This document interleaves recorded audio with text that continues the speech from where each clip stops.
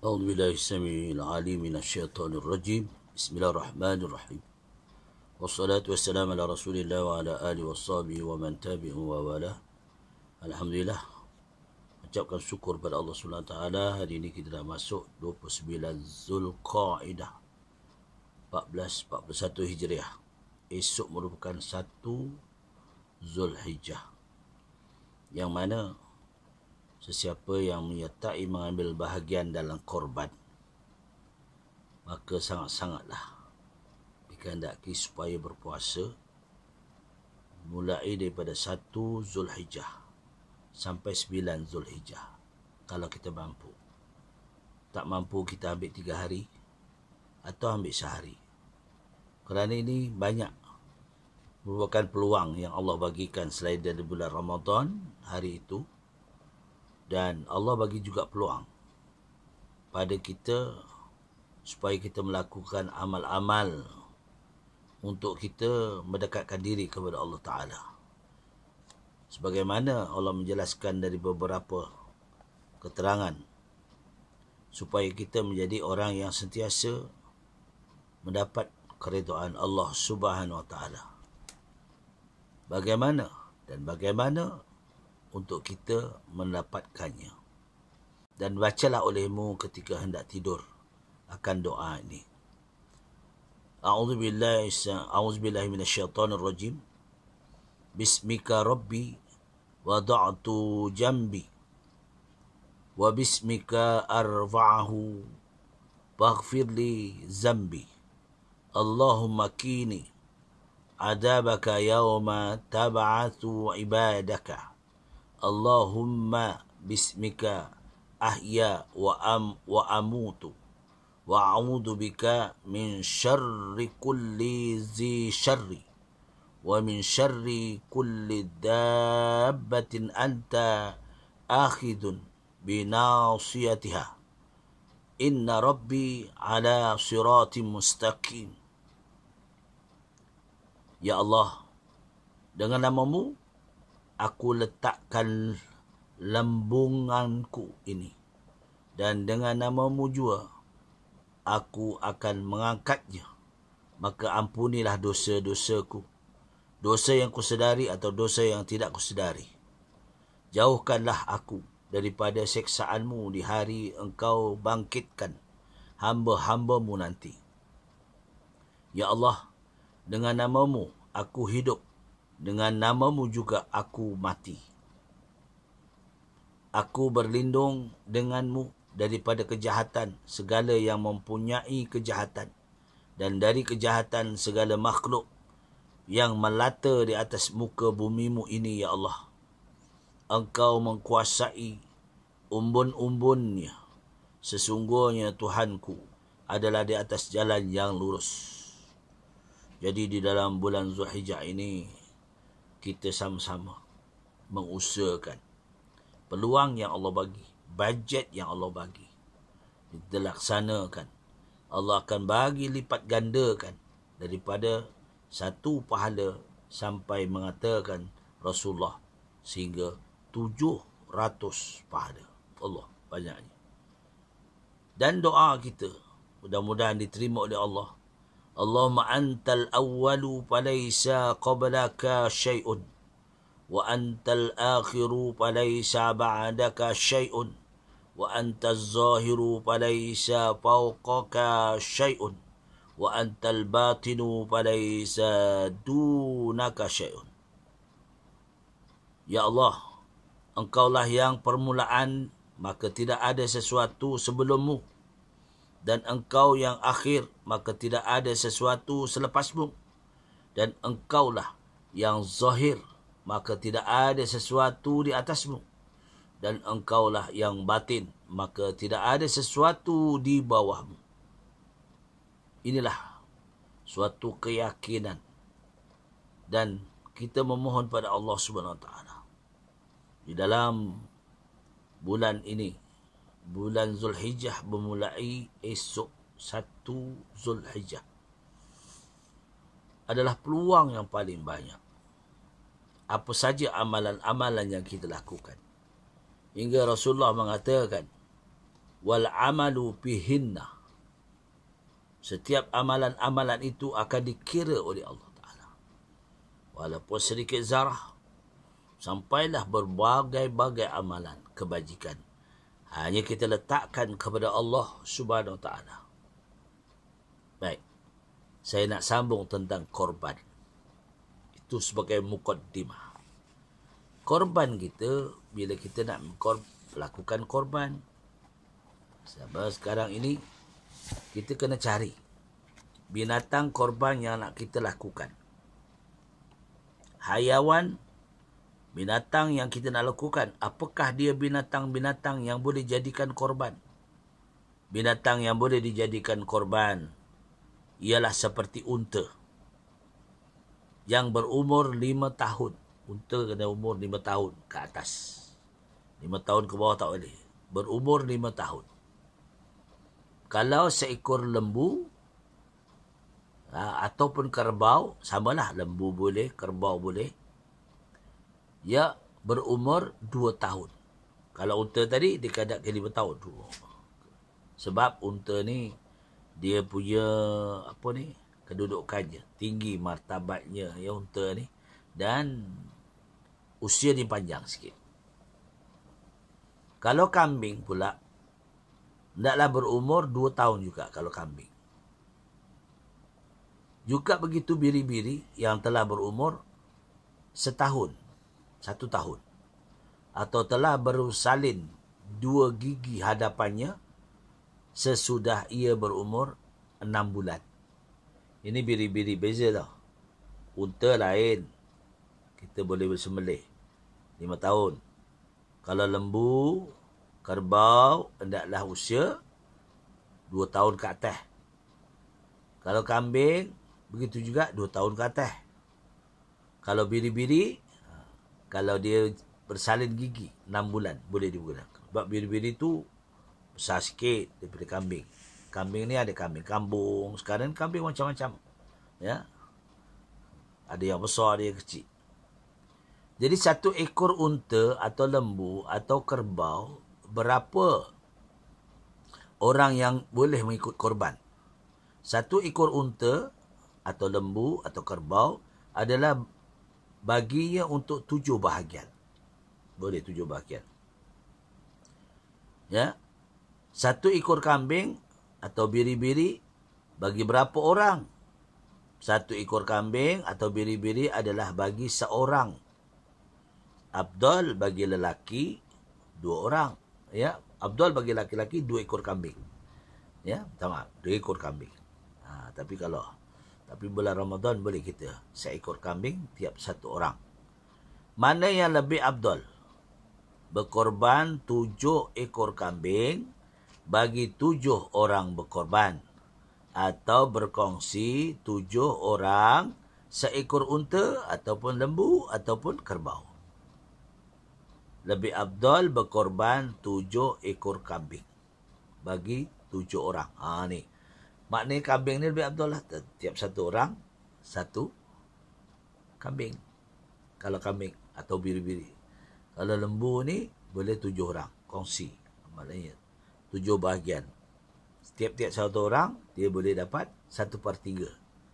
Yang lain itu disedekahkan untuk orang fakir miskin.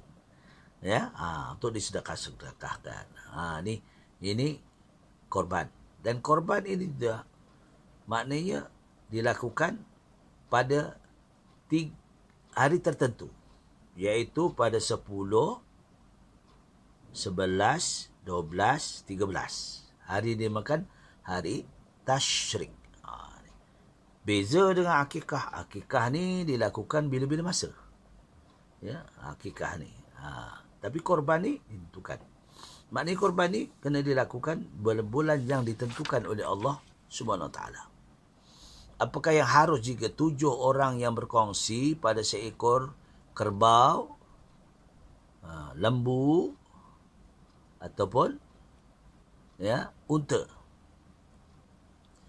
Hukumnya adalah memadai dan sah korban itu, seperti setengahnya berniat korban, setengahnya berniat akikah, setengahnya hendaklah berniaga, walaupun salah satu seorang daripadanya, maka boleh. Seorang ni ada 7 orang. Ada yang niat untuk nak serta. Hari tu hari korban. Memang betul hari korban. Yang seorang itu dia dah korban dah tiap tahun. Tahun tu dia nak buat akikah. Untuk cucu dia misalnya. Boleh. Kongsi. Kalau seekor lembu ataupun kerbau. Ataupun unta. Boleh. Tu. Ini kaedahnya lah. Ya. Kaedahnya. Asalkan tidak memberi mudarat. Dikosotkan oleh orang lain. Kemudian dibahagikan dagingnya itu kepada 7 bahagian. Sama rata.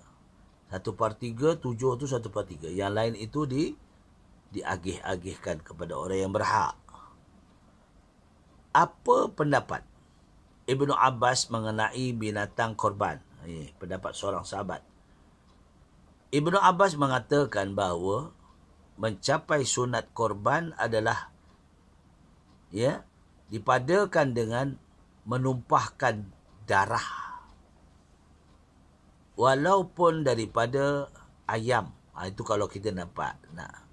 Kalau kita tak mampu untuk mencari keberkatan bulan Zulhijjah, hari tasyrik. Tapi itu sepandangan Ibnu Abbas. Kalau kita tak mampu nak menyertai untuk sembelih kerbau, sembelih unta ataupun lembu ataupun kambing, mungkin tak cukup. Masa ni masih PKP, tapi kita setahun sekali, kalau kita mampu. Pergi tak mampu macam mana, anak-anak sekolah lagi, keperluan lagi. Yang banyak masih diperlukan. Tapi kalau kita usahakan, kita mampu, maka kita keluarkan. Dalam satu keluarga, seorang saja wakil. Ketua keluarga ke, siapa ke. Tahun ni, ketua keluarga. Tahun depan, isteri kita. Tahun depan, anak kita. Tahun depan lagi siapa. Asal dalam satu keluarga, satu family. Boleh. Syarat hayawan korban. Kita kena tahu. Hayawan korban itu mesti pertamanya tidak ada aib. Kita nak cari yang baik-baik. Sebab nanti kita di sana, di yaumil akhirah, tunggangan kita ni mesti tunggangan yang baik. Ya tak? Kalau di mana? Kita di negara kita nak beli kereta yang baik. Umpamalah. Jadi ini untuk yaumil akhirah. Seperti tidak ada kecacatan, tidak mengurangi sesuatu. Sesuatu binatang korban itu. Aibnya seperti tiada bertelinga. Itu aib lah. Binatang nak dikorbankan tak ada telinga. Aib namanya. Walaupun sedikit. Telinganya tu kopak ke. Tapi kalau dah cari-cari semua tak ada. Tak? Sana korban, sini korban. Ataupun terpotong ekornya. Atau terpotong lidahnya. Atau tak boleh. Mencacat benda yang aib. Cacat. Ataupun gila. Lembu gila, lembu yang tak tentu hala, jangan. Kena lembu yang sempurna, lembu yang makannya elok, gemuk. Ini kadang-kadang ini bukan apa. Ada berlaku di kalangannya, kadang-kadang kalangan ahli jawatan kuasa. Tapi itulah sebab kadang-kadang harga tu kena ditinggikan berdasarkan kepada usaha modal itu digunakan. Misalnya satu tempat itu 700. Kalau sekarang maksima semua 700. Ada yang 700 setengah, 730, 750 misalnya. Kalaulah dia dapat tengok lembu. Dia tengok lembu, keadaan lembu ni harganya berapa. Dan lembu yang baik, yang agak-agak baik yang untuk disembelih. Kalau harga lembu itu harganya misalnya 2,000. 2,000. Maknanya tidaklah banyak kongsi untuk 7 orang. Tapi mungkin pengurusannya, lembu tu duduk di Pahang misalnya. Pengurusannya untuk bawa tu berapa bayarnya untuk bawa dengan kenderaan dia. Itu pun kena dikira. Kena dikira. Sebab itu kadang-kadang ahli jawatan kuasa dia kira semua tu. orang yang ikut menyertai korban tu dia tak usaha. Kecuali kita yang nak buat sendiri. Kita cari lembu sendiri. Kita usaha sendiri. Tu lain hal. Tapi kalau kita menyertai masjid, menyertai surau, ya, semua tu kena dipikirkan. Sebab itu nilaian lembu ataupun kerbau ataupun kambing, ya, kadang-kadang harganya murah tapi sebab upah pun dikira.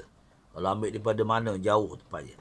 Kalau tak ada upahnya, ya, boleh bawa sendiri, dia kira sekali komplit. Okey. Jangan kita ambil, orang yang mengusahakan itu jangan ambil keuntungan pula. Kecuali, ya, kecuali memang dia terima kasih kat kita. Kita cari orang untuk mengambil untanya, kerbaunya ataupun lembunya atau kambingnya. Kita mengusahakan, kita jumpa dengan dia, kita mengusahakan untuk urusan tersebut. Maka lepas itu dia bagi hadiah kat kita yang mengurus tu. Itu lain cerita, itu hadiah. Tapi janganlah menyebabkan keuangan ini. Tu yang hukumnya. Sebab itulah yang mengurus tu kena ingat, kena faham, ya.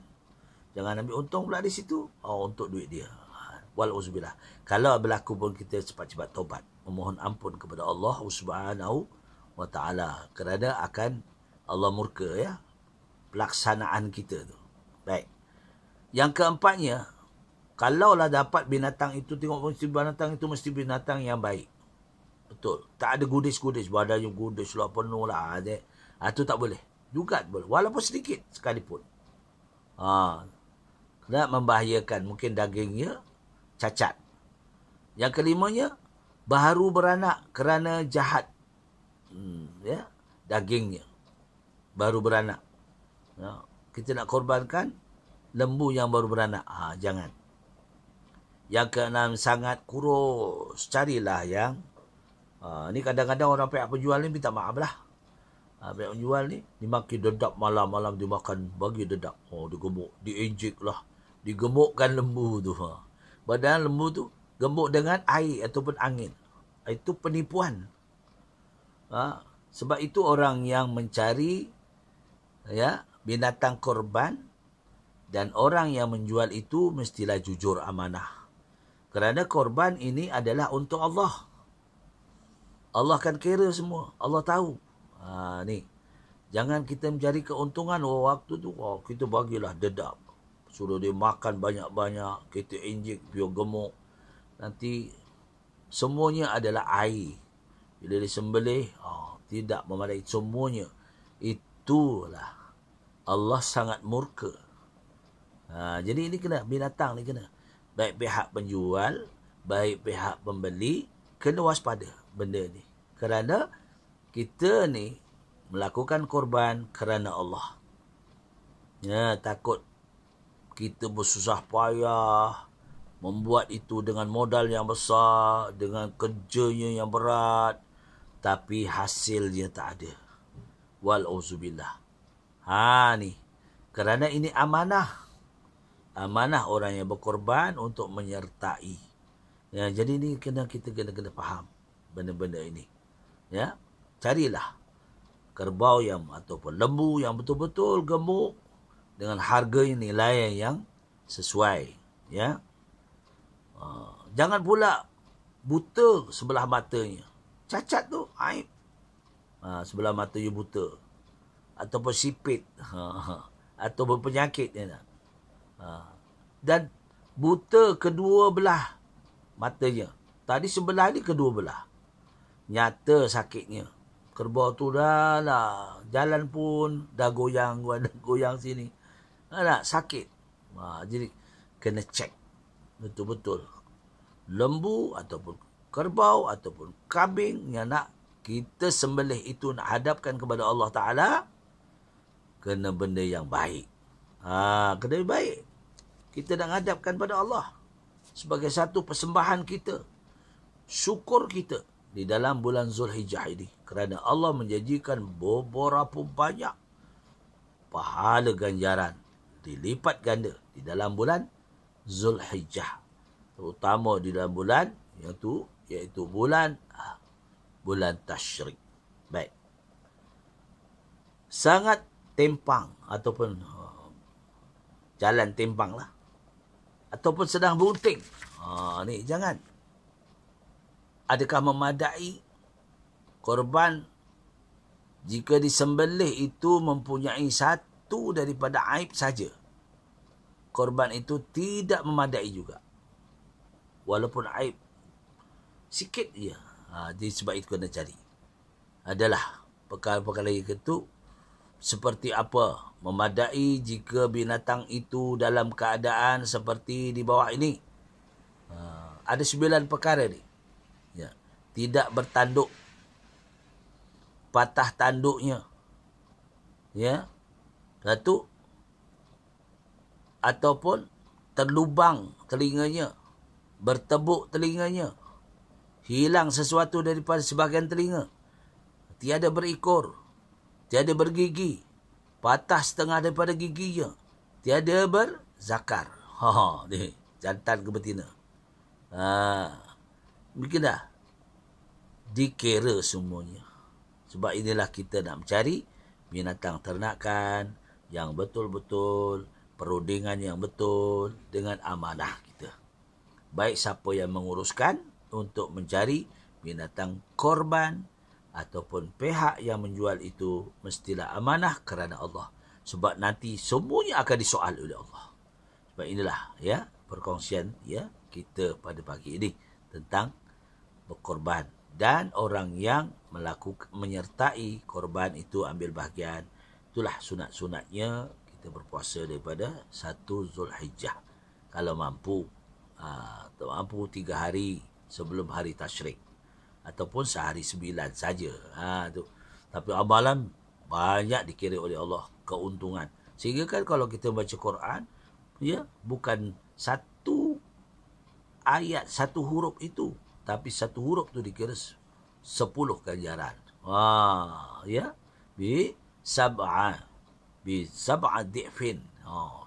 Sehingga gitu 700 kerana kita melakukan amal di dalam bulan Zulhijjah.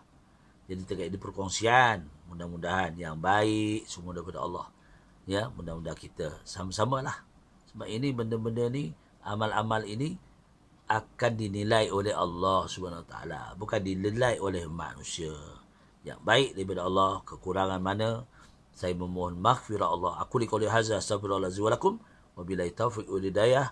Wassalamualaikum warahmatullahi wabarakatuh. InsyaAllah kita akan bertemu pada sambungan seterusnya.